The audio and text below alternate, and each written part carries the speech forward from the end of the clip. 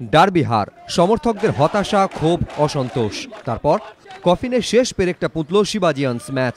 লাল হলুদ coach Trevor James মর্গ্যানের হাতে lifeline ছিল 3টি ম্যাচ, কিন্তু রবিবার বারাসতে শিবাজিয়ান্সের কাছে হারা এ কার্যত শেষ হয়ে যায় ইস্টবেঙ্গলের আই লিগ জয়ের স্বপ্ন। তাই আর কোনো কিছুরই তোয়াক্কা করলেন না মর্গ্যান।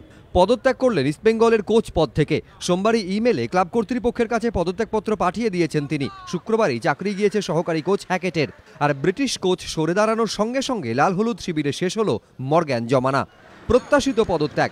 মর্গ্যানের জায়গায় দলের দায়িত্ব নেবেন কে? বিকল্প হিসেবে আর্মান্দো কোলাসোর নাম প্রায় পাকা। তার সঙ্গে ইতিমধ্যেই কথাবার্তা সেরে ফেলেছেন ক্লাব কর্তারা। চলতি সপ্তাহেই তিনি কলকাতায় আসতে পারেন।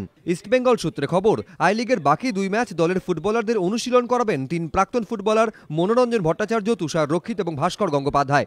2010 থেকে 2013 মরশুমে লাল হলুদকে কলকাতা লিগ দিয়েছেন মর্গ্যান, দিয়েছেন ফেড কাপও। সমর্থকদের দাবিতে 2016-তে ফের তাকে ফেরানো হয়েছিল ক্লাবে, কিন্তু পাল্টায়নি ছবিটা। তারপর ডার্বি হার। শেষ পর্যন্ত চরম সিদ্ধান্ত।